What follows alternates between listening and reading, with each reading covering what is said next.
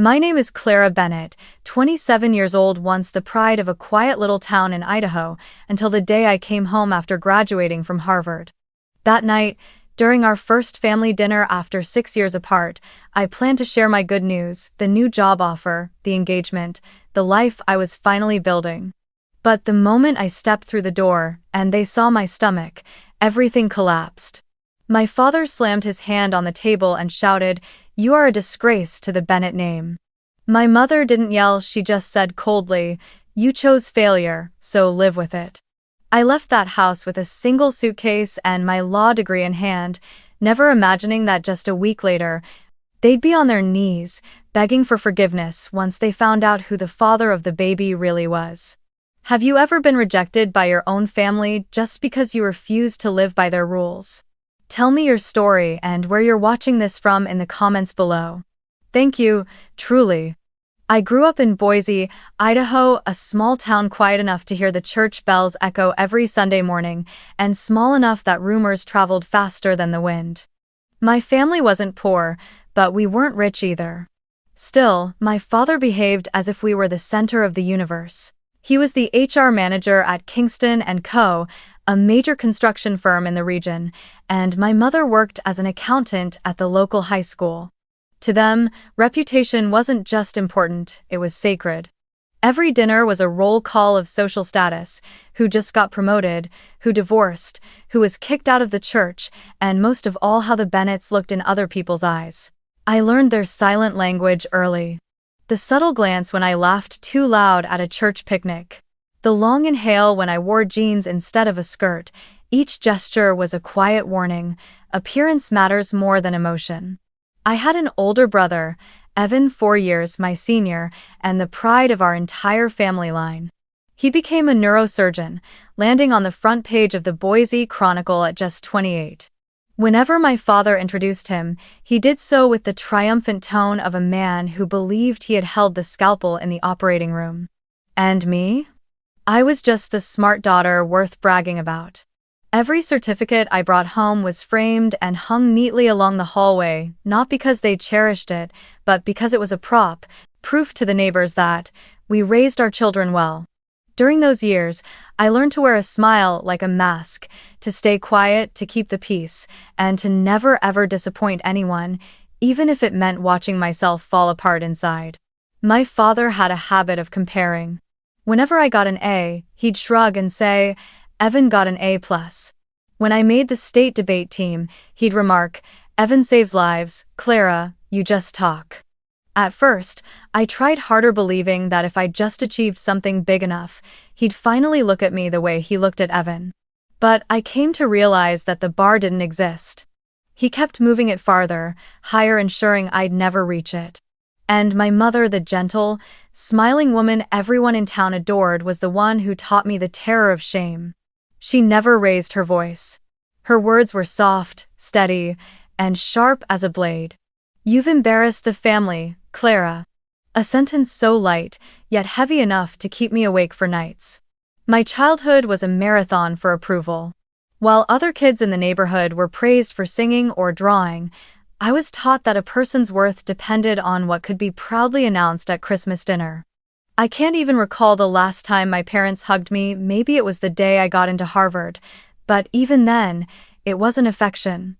It was victory. Their victory. In that moment, I understood that their love always came with fine print. I had to earn it to deserve it. Boise taught me one thing: the fear of being talked about can make people cruel. I once watched my mother turn down an invitation from a newly divorced neighbor because, as she whispered, "People will say I'm associating with failure." I'd seen my father humiliate a young secretary in front of the entire office just to prove he was in control. And I understood then, if I ever made a mistake, they'd do the same to me. They would always choose appearances over their own child. I just never thought it would happen so soon. Harvard was unlike anywhere I had ever known. Cambridge in autumn looked like a living painting, crimson leaves drifting down onto brick sidewalks, the air crisp with the scent of roasted coffee spilling from narrow cafes. Every morning, I walked beneath the red brick gate engraved with Veritas, carrying a fragile mix of pride and fear. I had escaped Boise, escaped that suffocating circle of performative virtue, and arrived in a place where people spoke of ideas, law, ethics, and justice. But inside me, something still ached, the relentless need to prove I was worthy. I joined every project, volunteered for extra work, and became a teaching assistant for the Corporate Law Reform Program, a research initiative on legal accountability in corporations. That's where I met the man who changed everything. Miles Kingston. He walked into our first seminar looking as if he'd stepped out of a magazine ad, immaculate suit, calm confidence, but his eyes were different. There was no trace of arrogance, none of that entitlement that usually came with wealth. When the professor introduced him as the program's sponsoring advisor, a few students whispered, "Kingston, as in Kingston and Co.?" My heart stopped for a second. That was the Kingston, the construction company where my father worked. I remember lowering my gaze slightly, praying he wouldn't recognize the name Bennett. But Miles was different. After class, he walked over to me and said, "Miss Bennett, right? Your analysis on corporate ethics was brilliant." I looked up, startled. No one had ever noticed me like that before, not for my ideas, not for my voice. He spoke gently, with that habit of tilting his head slightly when he listened, and he never interrupted. For the first time, I met a man who made me feel heard, not judged. Over the following months, we worked together on a labor rights project. I saw him leave boardroom meetings filled with executives to sit down with construction workers and talk about fair wages. I saw him debate professors calmly, never once using the Kingston name as a shield. When I asked him why, he smiled. "A last name is just inheritance. I'm trying to build value of my own." Maybe that was what struck something deep inside me, that same hunger to escape the shadow of family expectations. What we had didn't happen with a declaration or a confession. It grew quietly through late nights in the library until the lights went out, phone calls that stretched past 3 a.m., and those fleeting glances across crowded hallways. The first time he held my hand, in a small cafe near Harvard Yard, I didn't feel nervous, I felt safe. He said softly, "I know what you're afraid of, that people will think you're with me because of my last name." I laughed and told him the truth. What scared me more was that my father might find out. I never lied to him about my past. I told him about Boise, about my parents, about how they worshipped appearances like a religion. He listened without interrupting, then finally said, "You're not them, Clara. You don't have to live your life apologizing for their choices." It was the first time in my life I'd ever heard those words and believed them. We kept our relationship secret for 2 years. At Harvard, everyone knew Miles Kingston as brilliant and compassionate, but at home, I only said I had a good classmate I worked with on projects. I was terrified my father might try to exploit the connection or, worse, turn my love into another trophy for the Bennett family's display shelf. That fear haunted me so deeply that every time I flew home to Boise for the holidays, I deleted every photo of us from my phone as if I were hiding a shameful secret. Then, in my 3rd year, my life changed in the most unexpected way. I found out I was pregnant. I still remember that morning vividly, sunlight spilling through the small apartment window, the pink lines on the test clear and undeniable. I stood there for minutes, frozen, feeling equal parts fear and serenity. Maybe because, for the first time in so long, I didn't feel alone. When I told Miles, he was silent for 3 seconds, then pulled me into his arms.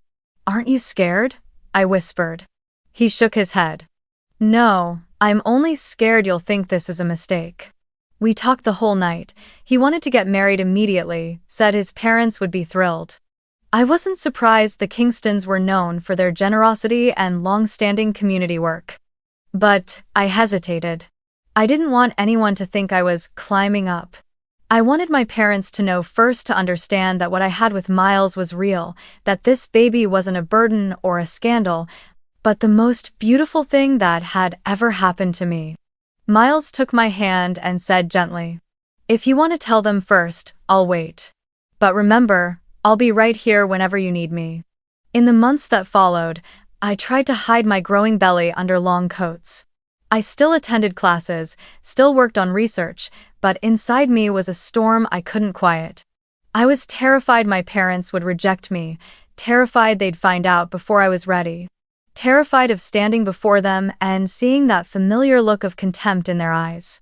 And yet, amid all that fear, there were moments of quiet joy hearing the baby's heartbeat for the first time, watching Miles bring home stacks of books about parenting and newborn care. By graduation, I was 5 months along. The long black gown covered most of my stomach, and only a few close friends knew my secret.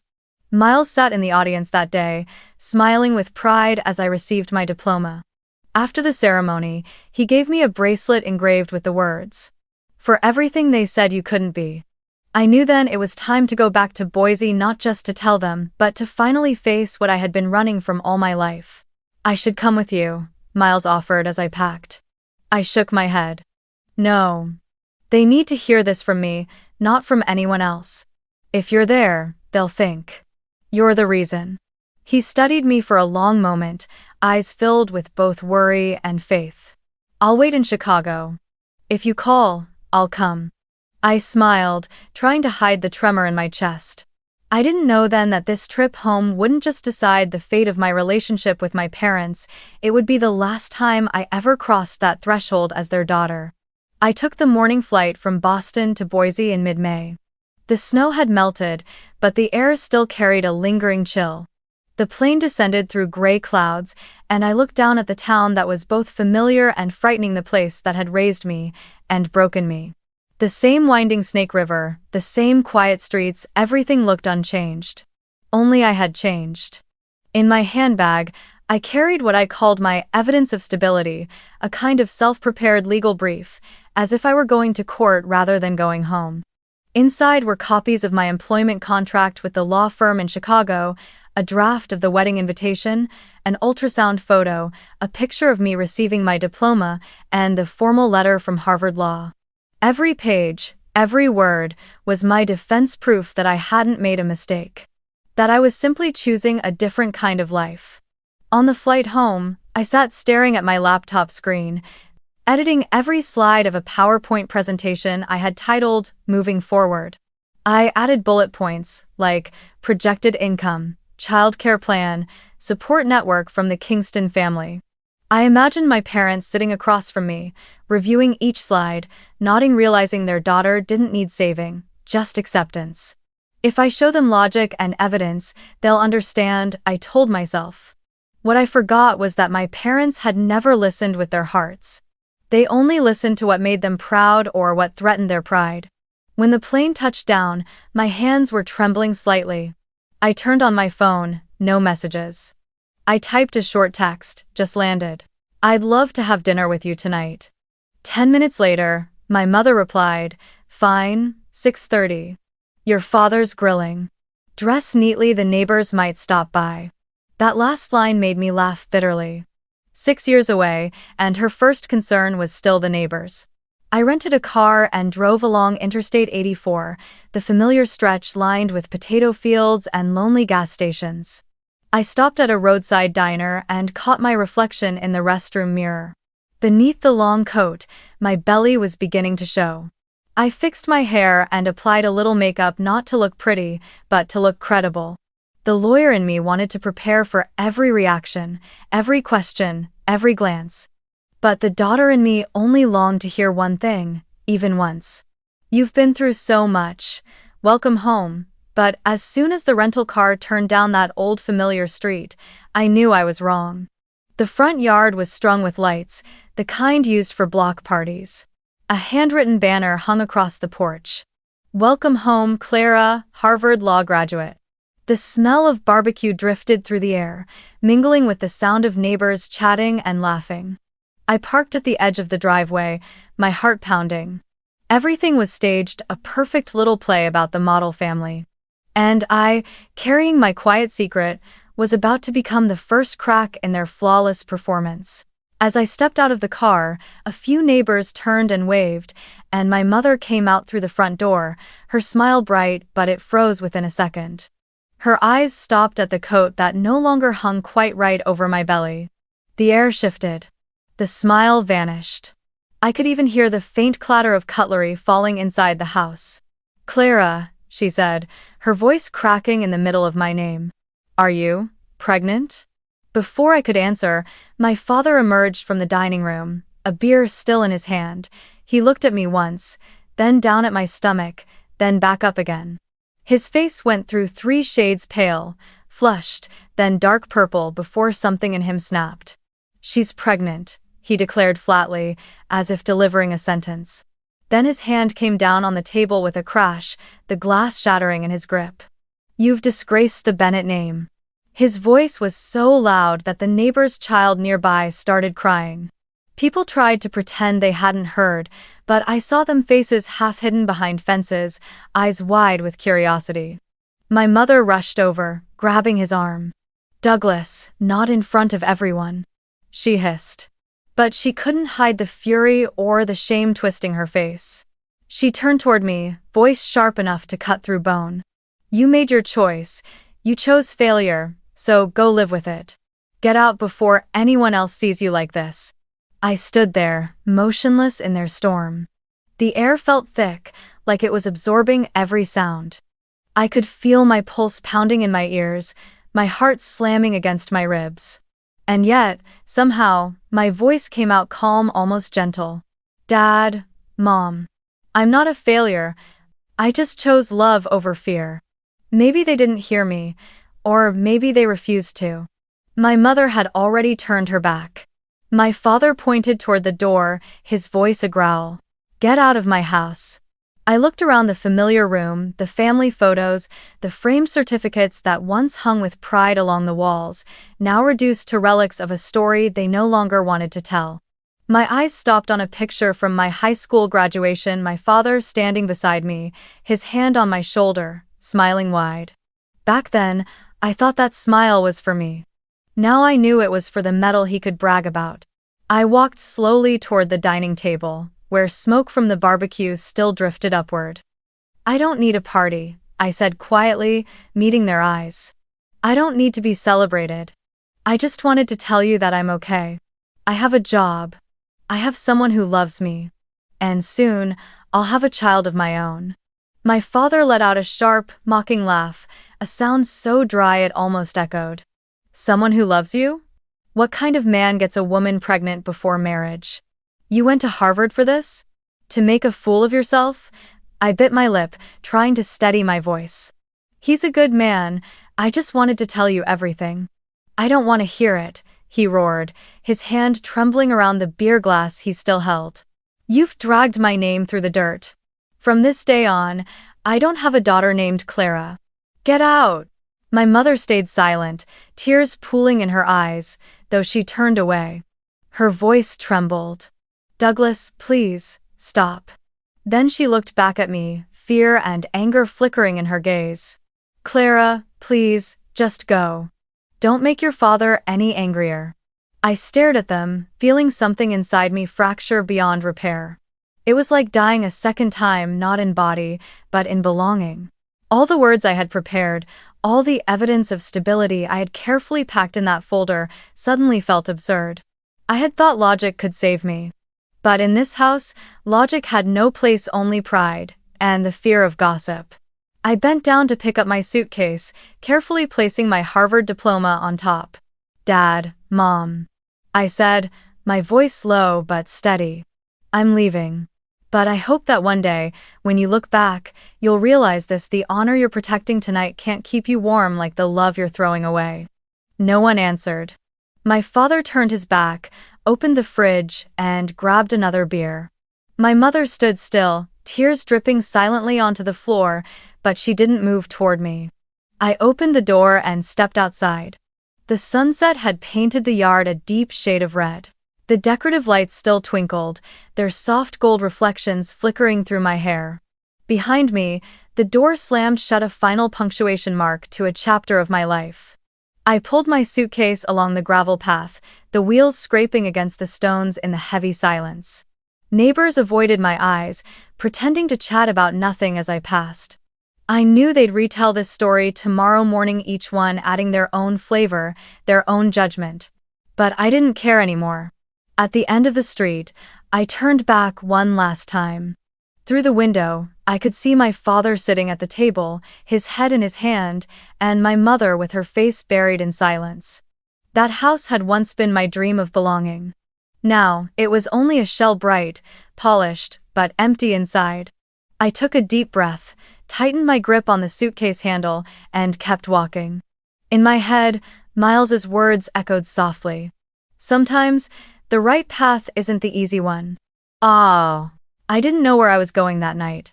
But I knew one thing for sure: I would never return as someone begging to be let in again. Rain began to fall as I left the city limits of Boise. It wasn't heavy, just a slow, cold drizzle, as if the sky was grieving for me. I drove for 2 hours without turning on the radio, without speaking, just listening to the rhythmic swish of the wipers beating against the windshield, a lonely metronome to my solitude. Near the Oregon border, the fuel light turned red. I pulled into a small gas station in the middle of nowhere, surrounded by dark fields, lit only by a flickering neon sign and the steady patter of rain on the tin roof. I turned off the engine and sat there, motionless, my hands still gripping the steering wheel. No home. Nowhere to go. And on the back seat, my Harvard diploma lay under the dim light, looking less like an achievement and more like a cruel joke. I took out my phone. On the screen, Miles Kingston's name glowed like a lifeline cutting through the dark, rainy night. I hesitated for a few seconds before pressing call. His voice came through on the first ring, deep, steady, but edged with worry. "Where are you, Clara?" I looked out the window, watching the rain streak down in long, silvery lines under the harsh neon light like tears sliding across glass. "Somewhere between disappointment and Idaho," I said softly, half a joke, half a confession. I heard him inhale sharply on the other end, then silence. Finally, his voice returned, low and certain. "Don't move, I'm coming to get you." I let out a weary laugh. "Miles, you don't have to. It's a long drive. I just need to rest for a bit." But, he interrupted, firm and unwavering. "I didn't ask if you needed me.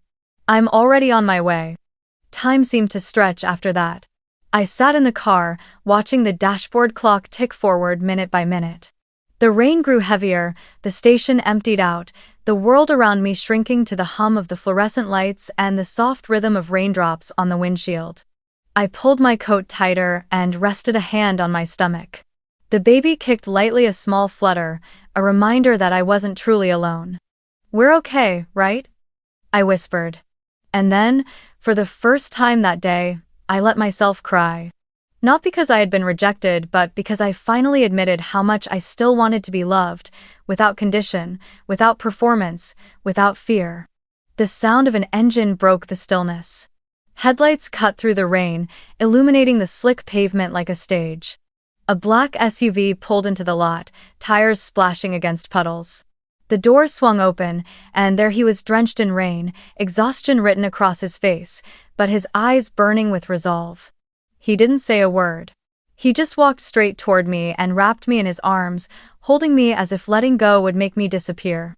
His warmth seeped through my soaked coat, and I shivered, not from cold, but from relief.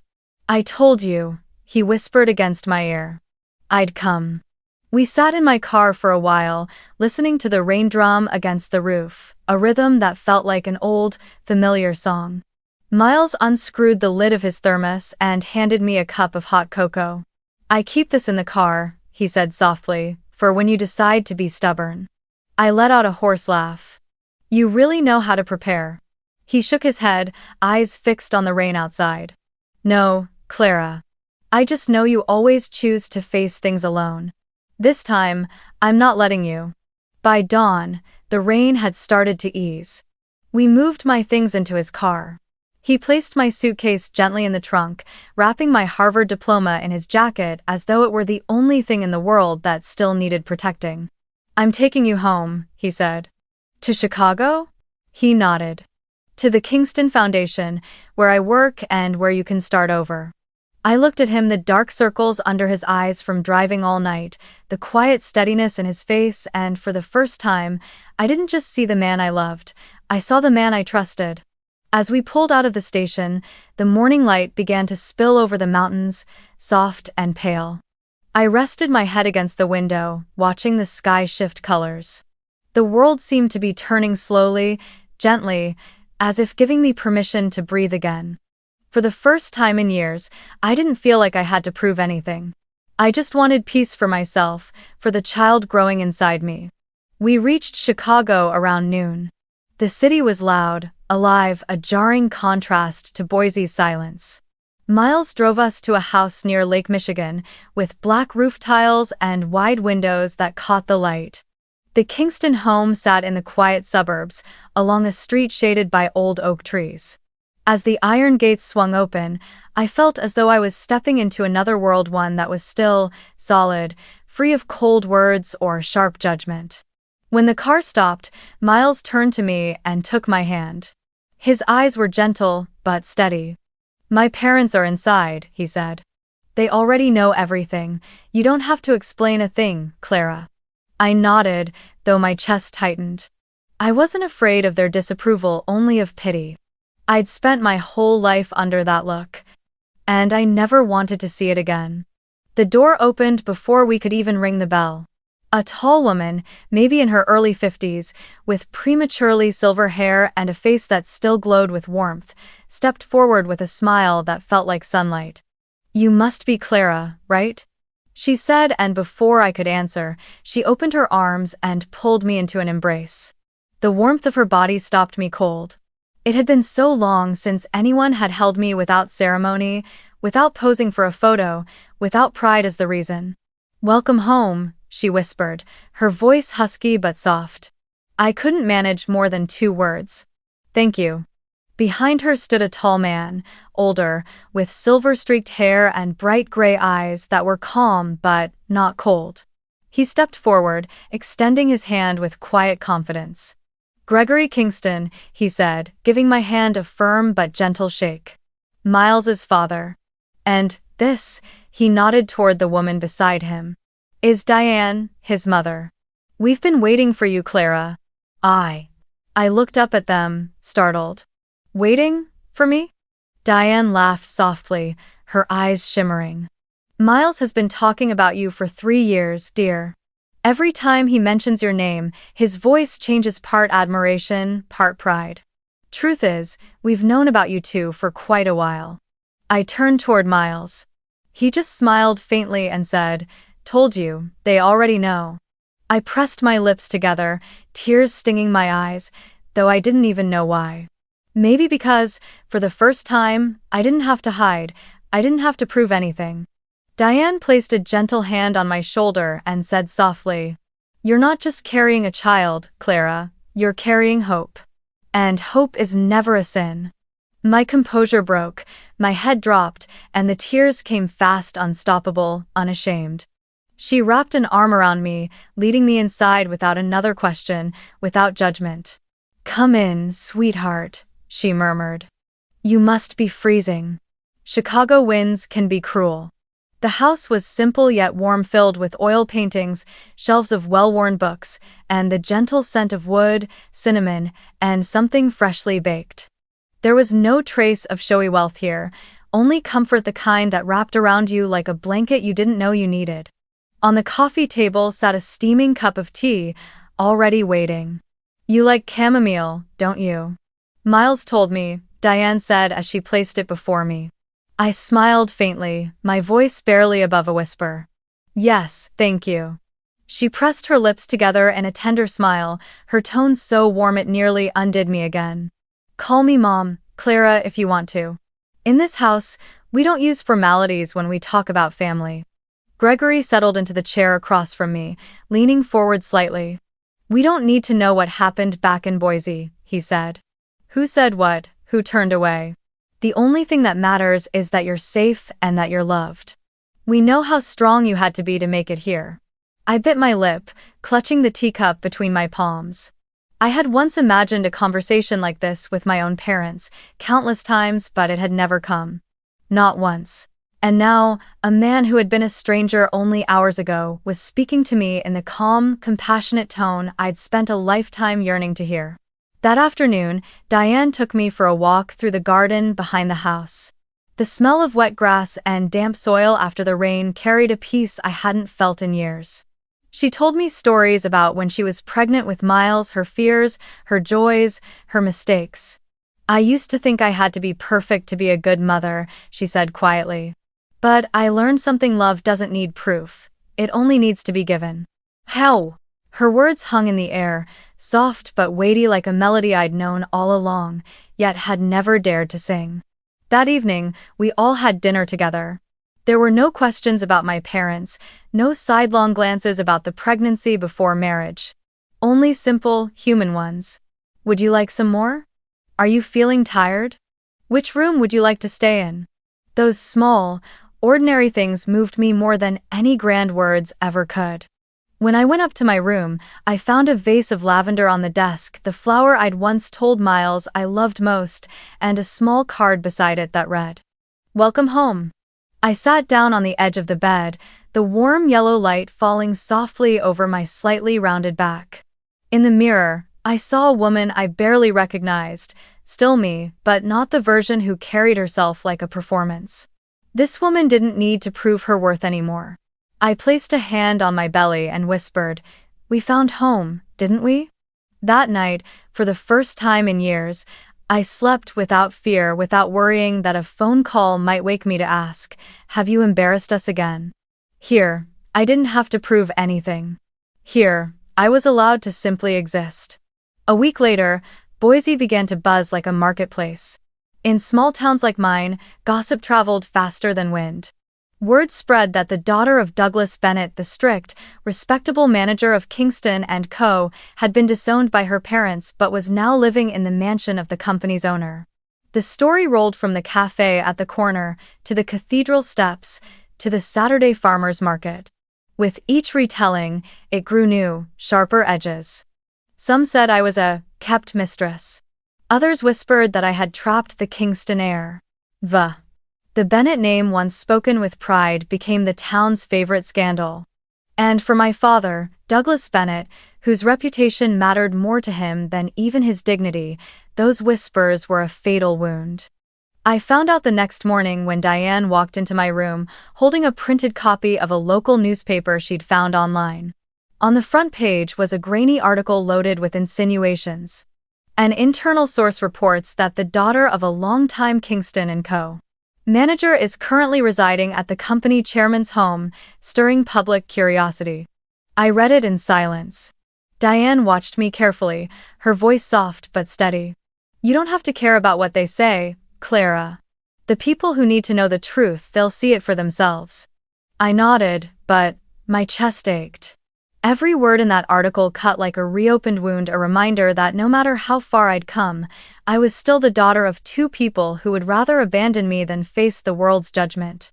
Back in Idaho, the storm was only beginning. On Monday morning, when Douglas walked into the Kingston & Co. office, the room fell silent. No one spoke, but the air was thick, heavy with the kind of quiet that screamed louder than words. By mid-morning, the phone on his desk rang. It was a call from the company's Chicago headquarters. Human Resources requested his immediate presence in a meeting with the board of directors, regarding a personal matter affecting the company's public image. He froze. When it dawned on him that the rumor had reached Gregory Kingston himself, the company's chairman, the ground beneath him began to crumble. He called my mother, Janet, his voice trembling. "They know. It's over. Pack your things. We're flying to Chicago." That night, while Miles and I were having dinner with his parents, Gregory's phone rang. He listened quietly, then sighed and gave a faint, tired smile. "Douglas and his wife will be here tomorrow morning," he said, his eyes finding mine. I froze, my fork halfway to my plate. "They want to see me?" "No," he said gently. "They want to see me, but sooner or later, we'll all have to sit down together." I said nothing. Inside me, I couldn't tell whether the feeling rising in my chest was fear or relief. Gregory Kingston decided to invite the Bennetts over for dinner. He called it a civilized conversation between adults, but there was something else in his eyes, a cool composure that only comes from someone who's seen through too many kinds of pretense. I didn't object, though every part of me was torn. One part wanted to avoid them forever. The other needed to look them in the eye to see whether there was anything left of parents in them, or if all that remained was the fear of losing their reputation. The dining room was set in quiet elegance, the large window overlooking the garden. Candlelight flickered against crystal glasses, and the air smelled faintly of grilled meat and wine. Gregory had a way of arranging things so that the atmosphere itself demanded honesty, leaving no space for performance. Diane sat across from me, her hand resting gently on the table. "Let them reveal themselves," she murmured. They arrived 10 minutes early. I heard the car stop at the gate, the rhythmic knock on the front door, 3 measured taps. When the butler opened it, I saw my parents step inside, looking like people who had rehearsed all night for a scene called Remorse. My father wore a dark navy suit, his tie pulled so tight it had flushed his neck red. My mother wore an old floral dress and clutched a box of cookies, the same kind she always used as social currency. Her smile was brittle, stretched too thin, and the first thing she said was, "What a beautiful home, Mrs. Kingston. I remember seeing it in the paper once." Diane smiled politely, replying with quiet precision, "Thank you, but tonight, we don't need to talk about architecture." We took our seats. The silence that followed was delicate, like a thread stretched between us, waiting for the wrong word to snap it. Gregory was the first to speak. "I invited you here not to create conflict, but to give everyone the chance to say what needs to be said honestly and directly."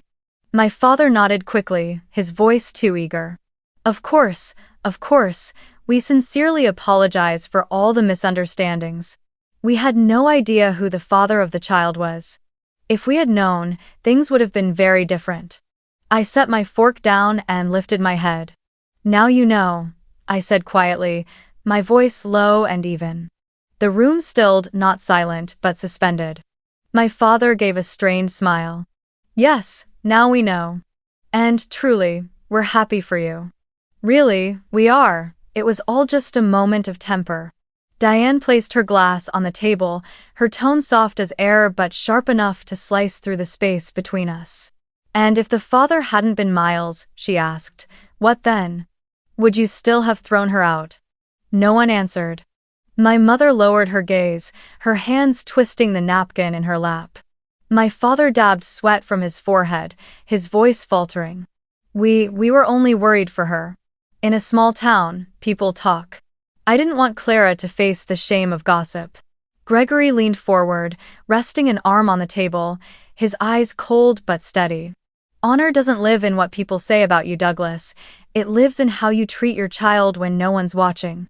My father's smile twitched and collapsed. Sweat darkened his collar. "I understand. I truly do. I've lost sleep over it." "No," I interrupted, my voice rough, trembling from the effort to stay calm. "You didn't lose sleep because you regretted anything. You lost sleep because you were afraid. Afraid of embarrassment. Afraid people would say you couldn't control your daughter. And Mom." I turned to her, my throat tight. "You were afraid of the neighbors, but neither of you was ever afraid of losing me." My mother looked up, eyes brimming. "Don't say that, Clara. You have no idea how much pain we've felt." Diane's voice cut in, quiet but cold. "Pain?" she said. "It's fascinating how easily people call it pain after they've thrown their pregnant daughter out into the street." "Vi." Gregory poured another measure of wine, his voice steady, low, and deliberate. "Douglas," he said, "I know you've worked for Kingston & Co. for 17 years. I respect honest labor. But what you did that night, throwing your daughter out because you feared the talk of others, tells me one thing. When forced to choose between morality and reputation, you chose reputation." My father suddenly stood up, the chair scraping harshly against the cold marble floor. His fists clenched at his sides, his voice trembling, the sound of a man watching his entire world slip away. "Please, just give me 1 minute," he said, his voice breaking. No one spoke. Diane glanced at Gregory. He gave a small nod. I stayed seated, eyes fixed on the man who had once towered over me like a mountain, now shrunken, shaking, a shadow of himself. He took a hesitant step forward, fear and desperation tangled in his gaze. "Clara," he whispered. I know I was wrong. I shouldn't have sent you away. I was scared. I lifted my head, meeting his eyes. What were you scared of? He didn't hesitate. I was afraid of what people would say, afraid they'd think I failed as a father. Afraid that everything I worked for, my entire reputation, would crumble over one mistake. I pressed my lips together, tears stinging my eyes, but my voice stayed calm, painfully calm. No, I said quietly. You weren't afraid of what they'd say. You were afraid of losing face, of cracking the image you built by sacrificing everyone around you. You were never afraid of losing me, were you? My father froze, color draining from his face, his shoulders trembling. Behind him, I heard my mother's stifled sob, then the sudden sound of fabric brushing the floor. She had fallen to her knees, clutching the hem of my dress. Clara, please, she cried. Forgive me. I was just so scared people would laugh at us. I didn't mean to, Her voice broke. I looked down at the woman who had brought me into the world, who once taught me to stand tall before anyone, now kneeling, small and shattered. A part of me wanted to reach out, to pull her up. But my hands wouldn't move. Mom, I said slowly. I understand your fear, but there's one thing you never understood about mine. He took a shaky breath. I was afraid of being alone. 100 times more than you were afraid of shame. And you, both of you, made sure I learned what loneliness really feels like. My mother broke into sobs, her head bowed low. My father tried to help her up, but Diane gently placed a hand on his shoulder and said softly, "Let her finish." I drew in a deep breath and turned toward them. "I'm not cutting you off," I said, each word deliberate and steady. "But I need peace. I want my child to grow up knowing that love is not conditional, that family is not a place that makes you feel ashamed just for existing. I will not let this baby grow up having to ask permission to be loved the way I once did." Gregory stood beside me, his expression heavy but fair. Folding his arms, he spoke in a low, measured tone. "Douglas, I'll keep your position at Kingston & Co. Not out of pity, but because I believe people can learn something after they lose their pride. Die." He stepped closer until he was standing right in front of my father, his gaze sharp and unwavering. "But, hear me clearly. If you ever use this connection with Miles, with Clara, with my family to seek advantage or manipulate the company's name, your desk will be empty by tomorrow morning. Do I make myself clear?" My father nodded again and again, sweat beading across his forehead. "Yes, I understand. I swear, I understand." Good," Gregory said simply, turning away. "Then you have a chance to make things right. But that doesn't mean you get to forget what you did wrong." My mother looked up, eyes red and swollen. "Clara, you're not coming back to Idaho, are you?" I met her gaze, my voice soft but unwavering. "No, Mom, home is where I feel safe. And there, I only ever felt afraid. If you and Dad truly want to see your grandchild one day, I won't stop you. But don't come out of shame or guilt." I paused, letting the words land. "Come because you want to love them." The room fell into silence. Only the ticking of the clock and the soft patter of rain on the roof broke the stillness. My mother lowered her head, tears slipping quietly onto the carpet. My father took her hand and spoke in a voice so small it almost sounded like confession. "We'll try to learn how to be parents again." I looked at them for a long time before nodding once. I didn't know if I believed them. But for the first time, they weren't talking about neighbors, reputation, or the Bennetts. They were talking about themselves. Gregory ended the evening with a single sentence. "We're done here." He motioned to the butler. Chairs shifted softly, glasses clinked as they were gathered, quiet sounds that somehow felt heavy.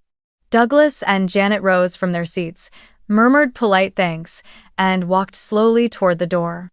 As they passed me, my father stopped, his voice raw. "Clara, whether you believe it or not, I'm proud of you." I met his eyes, no anger left, only exhaustion. "You don't need to be proud," I said quietly. "Just learn to be kind." The door closed behind them with a muted thud, sealing the night in stillness. I sank into my chair, the tension draining from my body. It felt as if a mountain I'd carried for years had finally rolled off my shoulders.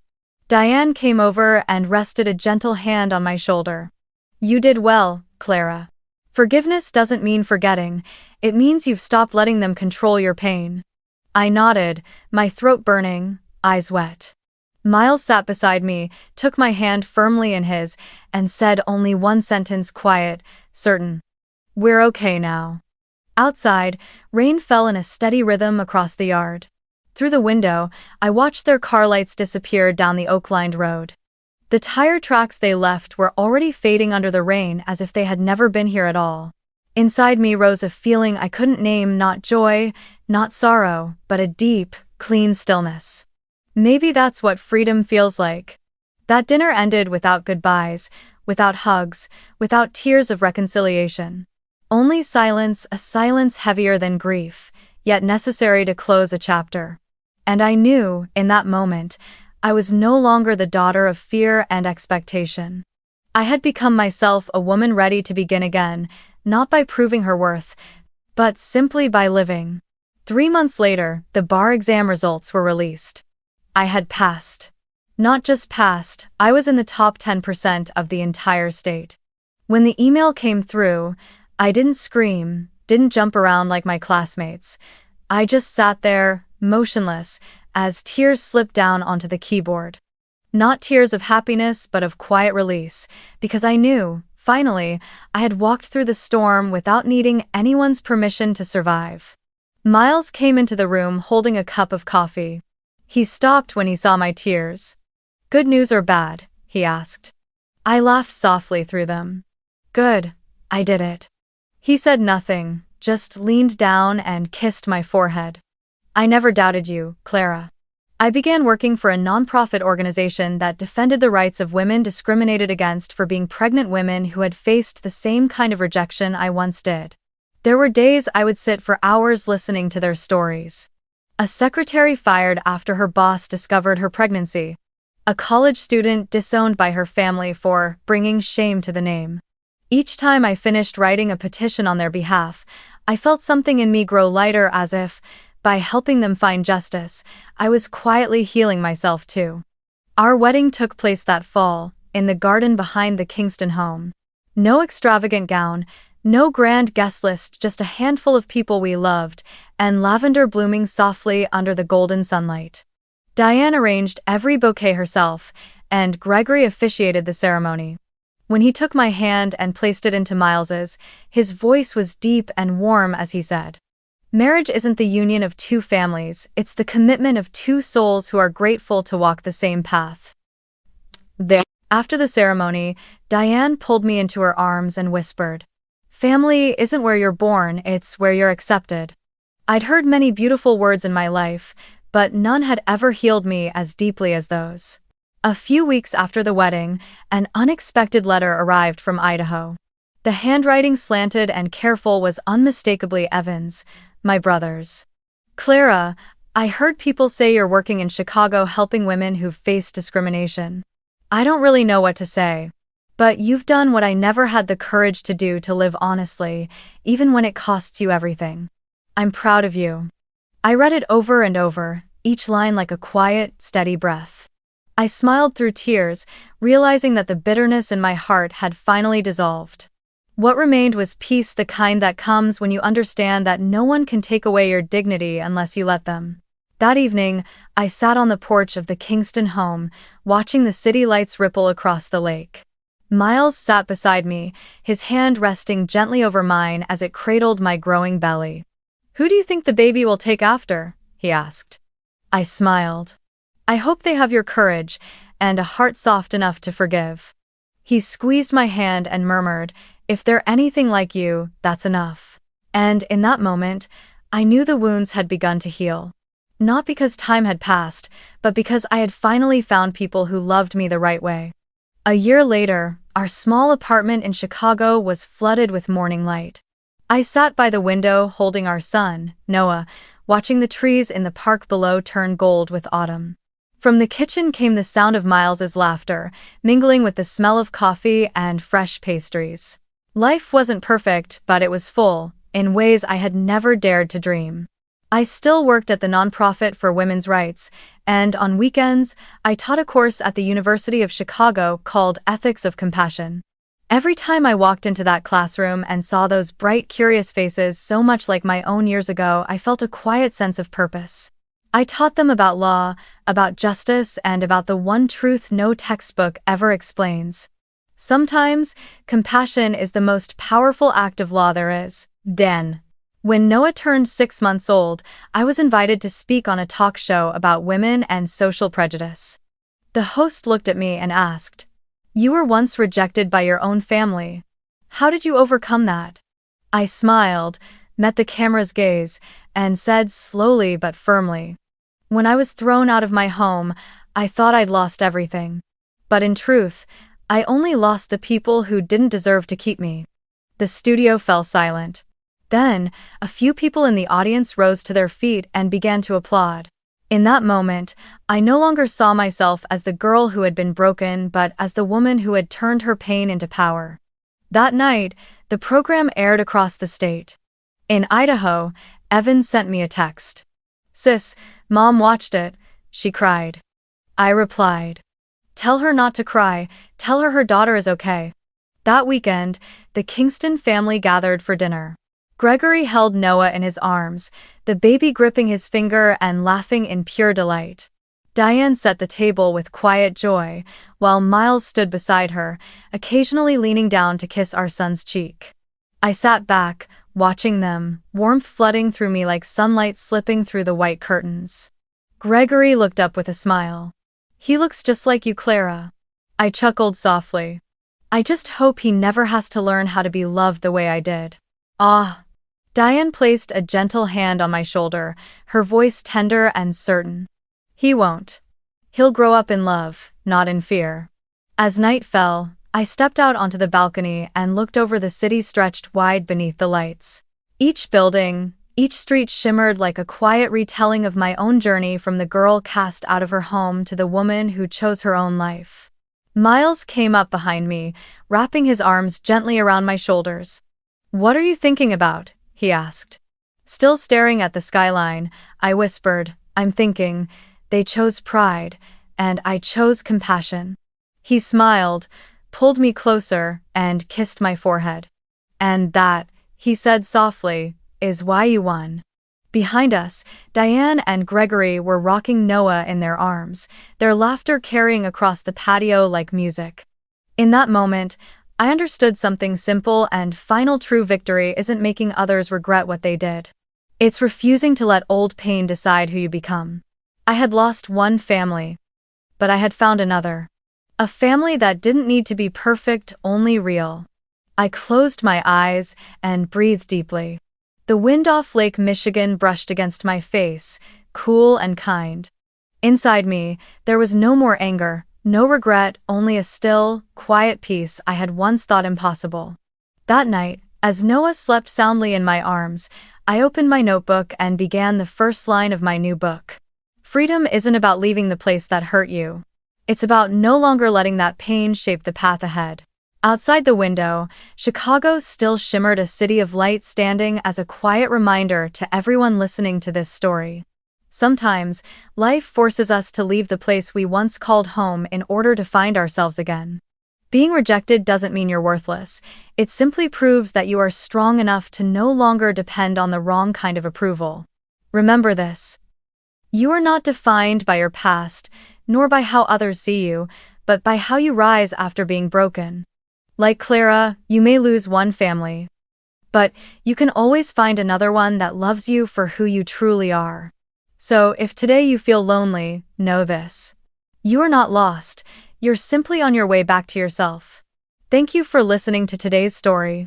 If you felt seen, understood, or found a piece of yourself in Clara's journey, don't forget to like, subscribe, and share to help spread stories of courage, healing, and inner strength. See you in the next story, where every wound has the power to become its own light.